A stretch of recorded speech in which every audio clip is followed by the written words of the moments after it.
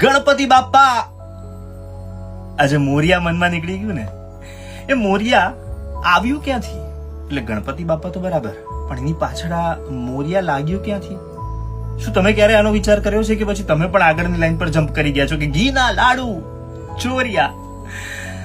મોરિયા આવ્યું ક્યાંથી એ જાણવા માટે આપણે જવું પડશે મહારાષ્ટ્રના મોરગાંવની અંદર, કે જ્યાં મયુરેશ્વર એક મંદિર છે ગણપતિ બાપાનું, અને એના સંત હતા મોરિયા ગોસાવી.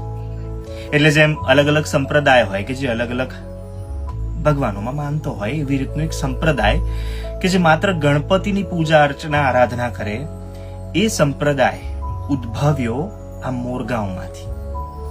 હવે એક લોકકથા પ્રમાણે એવું કહેવાય છે કે ગણપતિ બાપા આ મોરિયા ગોસાવીની પૂજા અર્ચનાથી એટલા બધા પ્રસન્ન થઈ ગયા કે એમને મળવા માટે સ્પેશિયલી કૈલાસથી ત્યાં આવ્યા, અને એમની વચ્ચે રહીને એમને એટલી બધી મજા પડી ગઈ કે પાર્વતી માતાએ આવીને કહેવું પડ્યું કે ચલો આપણું ઘર જે છે એ કૈલાસમાં છે. અને જતા જતા અહીંયા કહેતા ગયા કે તમે ચિંતા ના કરશો, ગણપતિ બાપા જે છે એ દર વર્ષે 10 દિવસ તમારા મહેમાન બનીને તમારી વચ્ચે રહેવા આવશે.